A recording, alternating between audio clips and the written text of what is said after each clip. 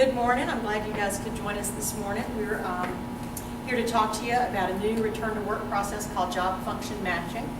I'm Kim Smith. I'm a physical therapist, and I do consulting work in manufacturing plants, primarily in the Morganton, Lenoir, and Hickory areas.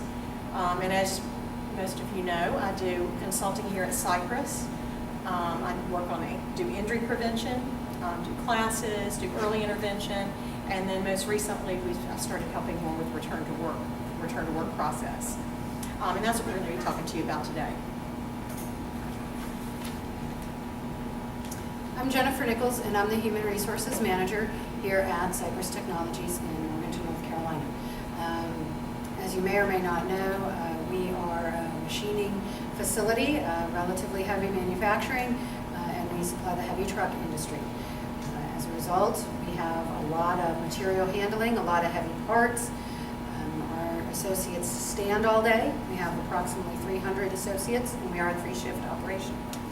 We are also fortunate that we have a very low turnover rate at our facility. However, as a result, that leaves us with an aging workforce. Therefore, strains and sprains can be a major risk factor for us, especially considering the amount of material handling that we do here at the facility. So we have been working with Kim for several years. Excuse me, I need to grab my phone. Jen's Hello? taken a call, and we're going to use this opportunity to role play how we've been handling Okay. return to work after injury. So All right. let's just see what Jen's got going on. Thank you. Bye-bye. What's up? That was Tim from Axle Shafts. Ray has hurt his back moving a shaft, and we have sent him to the Burke Occupational Health Clinic for evaluation. Uh-oh. So, see what happens.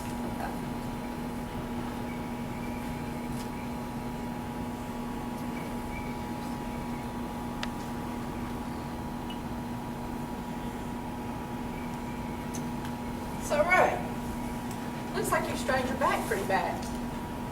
I have a prescription for some anti-inflammatory and muscle relaxant medication waiting for you up front. You may need some more prescriptions too to help your back heal up quicker. I don't have a job description, so tell me what you do on your job. Yeah, my back really hurts, Doc. As far as the job goes, I have to do a lot of heavy lifting. I'm not sure I can do that right now. Well, we're going to need to restrict your lifting for at least a week. Here's a work restriction form for you to take to your HR manager. You know how I decided that restrictions to give in, you know how I decide what restrictions to give injured employees? Years of experience. I'm not talking to you. You're talking to the audience. Oh, sorry. Can you scratch that? You know how I decide what restrictions to give injured employees? Years of experience. After talking to an employee, I can make a good prediction about what they can do at work. I rely on what employees tell me about their jobs. Even if I have a job description, I need to know whether the employee thinks they can do the work. I've taken tours of manufacturing facilities, but from a tour I really can't know what employees are specially required to do on their jobs. My job is to help employees get better so they can get back to work. If I return them too early doing the same things, they often get hurt again. That could be a re-injury and be out of work longer.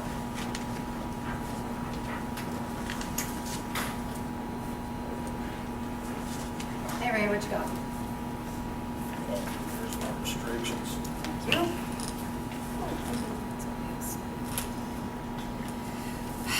All righty, well, it looks like he's got you on light duty work, no lifting over 10 pounds, no repetitive twisting or turning or bending, and you return to see him again in 1 week. So let me sit tight for a minute, let me check with Tim, see if he has any work for you to do. Okay. Hey, Tim, Yes, ma'am. as you know, Ray was hurt this morning, and he has some restrictions. The doctors put him out on 10-pound lifting restriction. No twisting, repetitive twisting or bending. Do you have anything he can do? Well, let me look here. Well, not really. He certainly can't run a machine for me, material handling. I guess we could have him do some audits or count some inventory. All right, I'll send him your way when I'm Okay. finished. Thank you. All righty, Ray, I need you to go see Tim, go see your supervisor.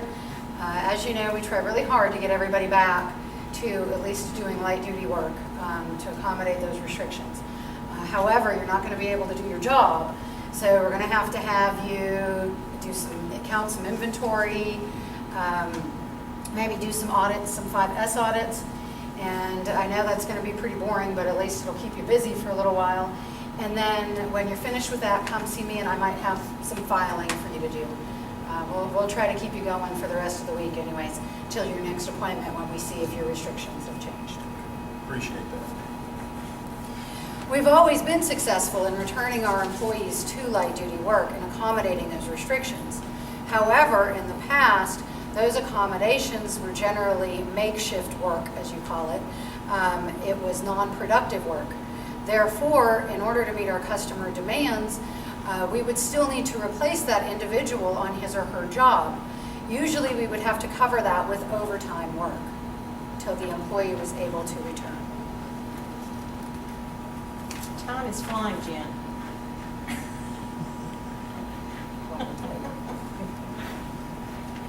Hey Ray, it's been a week. How are you feeling? You've got an appointment to go see the doctor again. You look like you're feeling a little bit better. A little bit. And so why don't you take this and go back over to see the doctor and let's see what they say. So Ray, you look like you're feeling better. A little bit. Well, do you think you're ready to go back to your regular job? I think so. Well, let's do a little more work. Let's still keep you on some restrictions a little longer. Here's you a work restriction for you to take back to the HR manager. Okay. Alrighty, let's see what we've got today. Well, it looks like we're up to 15 pounds, no lifting over 15 pounds, still no repetitive bending or twisting, and it looks like you have another recheck in a week. So, this is the way we used to do things before job matching. Can anyone see why we need a better method? Any suggestions? Johnny? See where there's a problem with this? See where we might have a problem with the way, how has this been a struggle for us and how we manage our return to work? Finding somewhere for them to go after they retire with another restriction. Yes. One of the members of the audience mentioned that it's a challenge to try to find somewhere for these people to work when they are on these light duty restrictions that can be rather vague and rather limiting. And that is definitely a challenge because again, we try to return our employees to work, we try to keep them working, but it's hard to find enough filing sometimes or make work for people to do.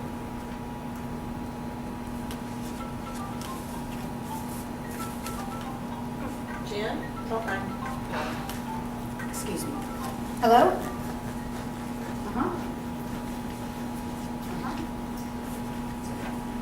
So now we're going to have the same role play, except we're going to use our new method for getting people back to work. So here comes the same scenario with a different management process. Okay, bye-bye. What's up, Jen? That was Tim from Axle Shafts.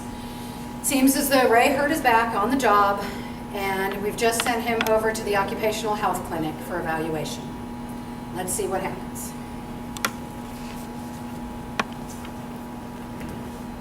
So Ray, it looks like you've strained your back pretty bad. I have a prescription for some muscle relaxers and anti-inflammatory medication waiting for you up front. You may need some work restrictions too to help give your back time to heal up.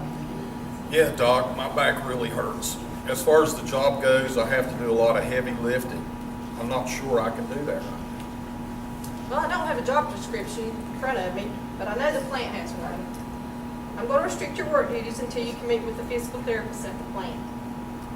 She'll do some testing with you to see what you can do safely, and if some modifications need to be made so you can do your job.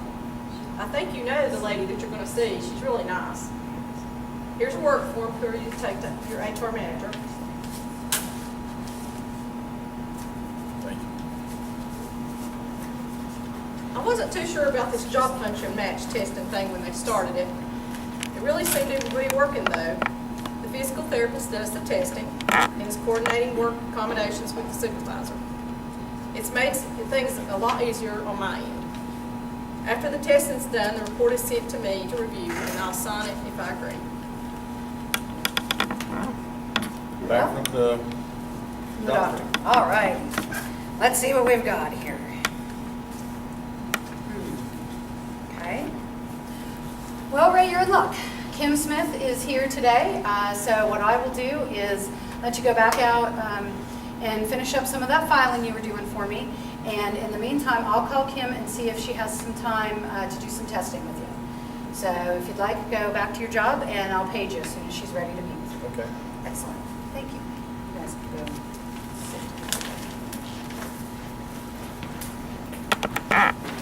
sit. So this is our new process. What happens when we have an injured employee or an employee that we're concerned about placing back on the job is the referral will be made to me. I'll check with the doctor, check with the nurse, get the story, find out what the primary concern is about going back to work. And then we'll start a more collaborative process that involves a lot more communication. The first thing I want to do when I'm going to try to decide if Ray can go back to work, the injured employee can go back to work, is I want to know exactly what is required on that job physically. And that just doesn't mean a regular job description. That means a job description that's going to say how much they're required to lift, how often they're required to lift it, and what heights they may be lifting it from. I want to know about their pushing and pulling. I want to know if they're standing on their feet constantly. Know about their positional demands. Are they having to twist? Are they having to reach? All of those things are going to be in a functional job description. Here at Cypress, we've started doing those functional job descriptions. We don't have them all done yet for all of the production jobs. But if we have someone that's injured, then I put that at the top of the priority list, and I'll go out and analyze the job and put together a functional job description. And that way I really know what it is that we need that employee, that injured employee to do. So the next thing I want to know is, what is that employee concerned about doing? Sometimes it's a question of, they may know that there's a certain lift that they think, gosh, there's just no way I can lift that big, heavy, dirty water bucket at the end of the shift and lift it into that big trough. Or they may know that with certain changeovers where they've got to change tooling inside a machine, they'll think, gosh, I just don't think I can do that particular task. So when the doctor asks them, can you do your job, they may say, gosh, I don't think so, because they're thinking about that particular task. When in actuality, they can probably do a lot of their job, they just can't do certain parts of it. So what I want to know is what things in particular is that employee concerned about doing. And I'll also check with the supervisor to see, you know, is that job a regular job? Is that a job that, are they going to be running out of parts this week and they're going to need that employee to go somewhere else? Because I may need to look at another job as well as an option.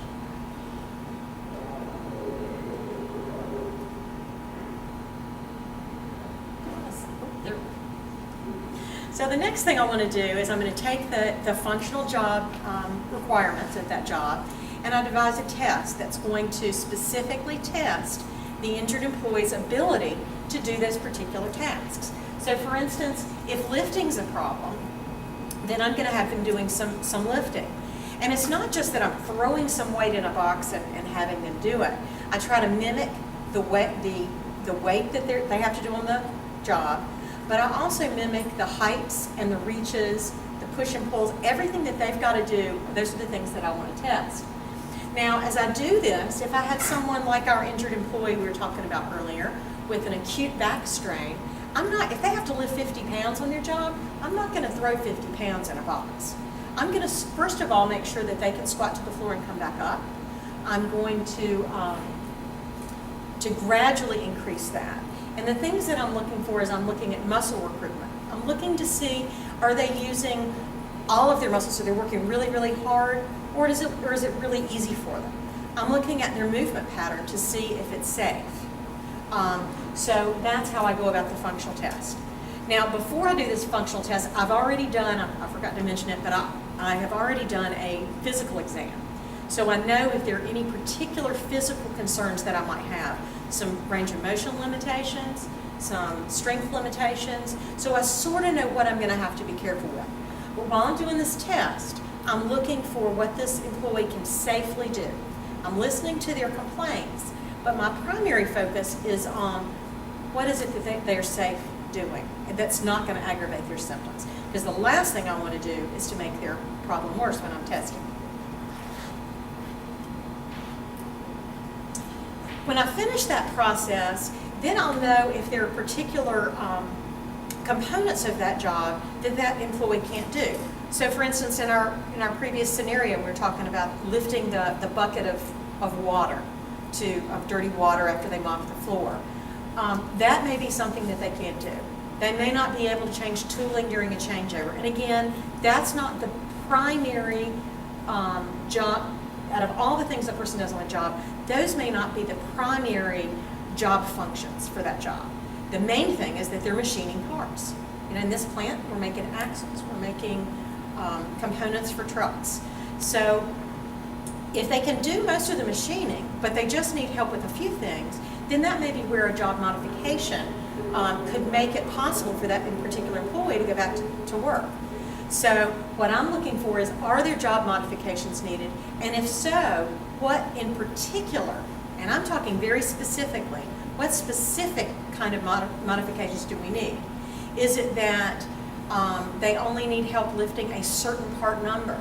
Can they do all of them but that one? I want to be very specific, because in my recommendations, not only do I want the doctor to be able to understand it, but I want the supervisor on the floor to understand it, because we're going to be communicating about what that employee needs when they come back to work. Then I'm going to go to the supervisor, and I'm going to say, okay, these are the things that we would need to accommodate for, the modifications we would need. Are these things you can do? Most of the time, the supervisor says, absolutely, I can get a trainer to come in and do that lift for them. I can have the operator in the next cell over, dump the dirty water out of the mop bucket at the end of the shift, and they can get that employee back to work doing good production work. So they're running parts, but they're not doing things that are going to make their back problem worse. They're staying active. They're keeping their worker role so that they don't start feeling like they can't do things. And they're still healing up, because you're not doing things that are aggravating. Now that we've reviewed both scenarios, do you see any benefits to our new process, our job match process? It's going to save the company money. It's going to save the company money, yes. And light duty replacement costs, that's a big one, yes, thank you. Good. And the other thing I'd like to add is that a lot of times the employees that have had an injury may be fearful of going back to the job. Sometimes the supervisors in the past have thought, they don't really want to work. But in my experience, I don't think that's not typically the case. Sometimes they're fearful that they're going to go out there and really hurt themselves. And so by going through the testing process, they gain a lot of confidence in what they are able to do, and they know what they can do, and they also get that added support from their employer, knowing that somebody else is looking out for them. So there's one other component here. We have not limited this to work-related injuries. Mm-hmm. We include this process when we are dealing with personal injuries as well, and we have seen that it's been beneficial to us. Kim, did you have an example you wanted to share? Well, I'll share an example in 1 second. I want to talk about this communication for a second. Before that employee gets back out to the job, they are going to sit down with the nurse and the supervisor and the employee, and they all sign off on that return to work recommendation, so that everybody is really, really clear about what their obligations are when that person gets back out on the floor, so that we don't have to worry about the employee going, oh, I think I can lift a little more than that. If we say you are to stick within these guidelines, the employee has to do that. Also, it holds the supervisor accountable for making sure that those modifications are available. So everyone's very clear. When we didn't have this process in place, this little wrap up and sign off thing, we really ran into some trouble where there were, people just didn't quite understand what it was they were supposed to do. But this is really Sorry, I got ahead of myself that's there. okay. So Jim was talking about some of the some other examples of where we might use this. Our scenario, we talked about someone injured on the job. That's right. But we've also used it for non-work-related injury. Yes. We had one guy that had a tendon repair in his arm, and he came back to us after the doctor had said, "Oh gosh, you're ready to go in about a week." And he came back and talked to the plant nurse and said, "I am very concerned about being able to do this job." He said, I haven't lifted. The doctor had me on this 5-10 pound restriction, and now I'm going to have to go back out there and lift 35-40 pound parts all day long. And I've read on the internet where that could make me re-tear what he's repaired, and I'm very concerned. And so we were concerned as well. So what we did was get with the doctor, get an okay for the test, found out what restrictions that employee had, tested them, and then we were able to bring that employee back with some restrictions, not really restrictions, but with some modifications that allowed him to come back and be productive. And then when that tissue had healed up enough, then he was able to do his full job. So that was a real plus there. Yes. We're also finding that it's improving the relationship between the supervisor and the employee. And Kim had just mentioned right before we got to the slide, actually, that has been something. It's not that employees just don't want to come back to work. They often have those fears. And the supervisors genuinely want them to come back to work safely and efficiently as well. So encouraging this process, this communication, and making it a part of the process has improved the supervisor and the employee relationship. Mm-hmm, mm-hmm. And we've also been able to, we have one particular case that we're proud of, that we were able to prevent what was an almost certain long-term disability case, or potentially an individual who we weren't sure he was ever going to be able to come back to work. Yeah, we had an employee who had a non-work-related injury, had a very severe fall, had fractures in his spine, had some other medical issues related to the fall, and we were very concerned about his ability to come back to his job because he was required to lift 50 pounds pretty repetitively on his job, and it wasn't something he could accommodate. That was just part of that particular job. And so I want to say it was about four months after his injury, the doctor said, "Yeah, if you want to go try work." Of course, he was nervous. We were nervous. We did not want him to come back and be injured. He did not want to come back and be injured. He'd come a long way, but on the other hand, he needed to get some income coming in, so he was very motivated to come back. So we, again, coordinated with the doctor, did some job function matching, testing, and when we did that, we realized that, first of all, his endurance was very low because he'd been doing really nothing physical for about 4 months. And he was not able to lift even the lightest part that he needed to lift, which is about 35 pounds, or at least he wasn't able to do it for very long. So we worked with the supervisor, and he was able to come back and do a large part of his job that didn't involve the lifting, and was able to do some material handling, some other things for a couple of weeks. Then we retested him. That allowed him to build up his endurance, build up some of his strength. And when we retested him, he was able then to lift some of the lighter parts. So for a few weeks, then he did that, and then gradually added on until he was able to lift all of the parts and do his job fully. So he was able to basically use his work duties to rehabilitate himself, which was wonderful. We got the bonus of having an employee back at work that we needed back at work, and he got some income and was able to come back safely. So it was a real win-win for everybody. Yes. So one of the things we've seen is that return to work, stay at work culture is really changing. The supervisors are much more involved. The employers are more confident. Employees are more confident about returning to work. They feel like they can do their job. They feel supported by the company. And the physicians are really learning the process. That's a big one because the doctor has to sign off on it. Before, when I used to work in the clinic and we would make some return to work recommendations, they were not as job specific.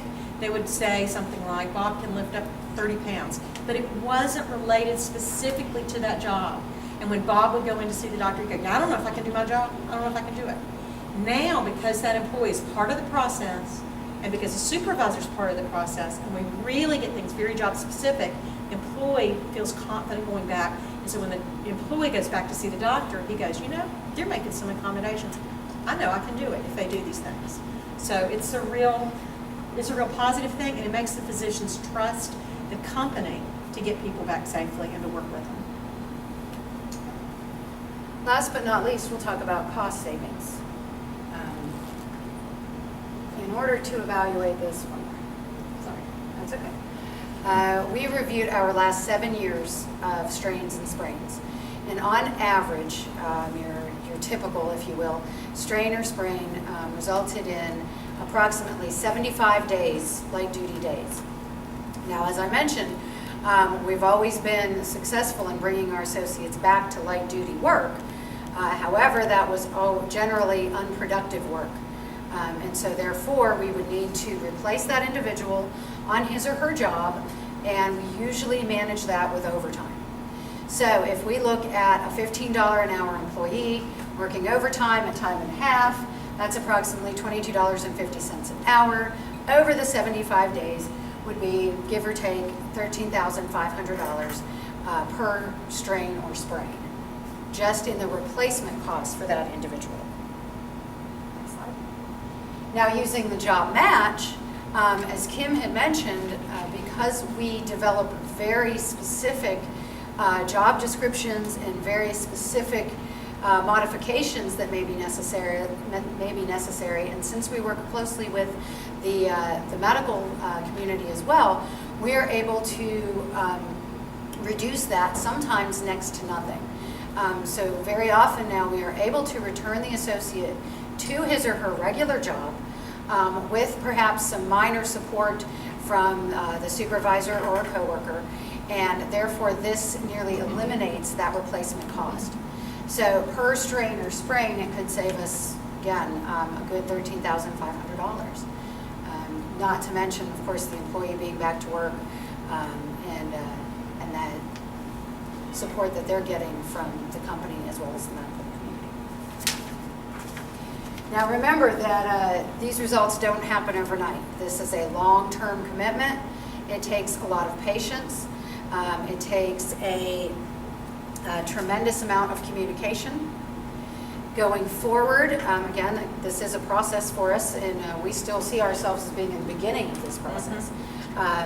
We are planning to update our job descriptions to the job match type of description. We are working on getting those completed for the rest of the facility, and that is quite the undertaking. We are also planning to develop some better metrics so we can measure our progress and measure our improvement. And we also need to continue to better educate the medical providers in the community, including inviting them out to the facility, having them do a tour, scheduling meetings with them, just to make sure that they understand what our process is. So again, it's an ongoing process for us. And of course, let's not forget, we've been talking about after the injury occurs, but our primary focus is and will continue to be preventing that injury in the first place and focusing on early intervention. For those of you who may be considering this type of process or this type of program at your facility, we do have a couple of recommendations. One of those recommendations is, again, please be patient with the process. It can be frustrating. It can be a challenge, especially when you're working with the medical community who may not be familiar with your facility or what your employees have to do every day. We also recommend creating a policy that outlines your program as well as the procedure that you will follow, because this ensures consistency for each injury, and again, it helps those third parties understand a little bit better what you're doing. And last but not least, please keep those lines of communication open. This program wouldn't be successful if we didn't include the employees, the supervisor, the safety representative, the nurse, the physical therapist, the HR manager, and the medical community. So communicate, communicate, communicate. Thank you very much for your time. I have That's all I one have. question. Do you, have any of you learned anything that you didn't know before about this process? Is Mr. Johnny still back there? No, Johnny left. Johnny left. Any other comments about it? I knew that it was gonna save the company money, but I just didn't know a figure. So if I seen that figure, that makes it more real to me. Yes. The person in the audience mentioned that they knew that it would be a cost savings, but they didn't really have an understanding of how much that that really would result in that much savings for us. So that was something good. That was definitely a big deal. Great. Well, thank you all for your time. Thank you for your time. Have a good day.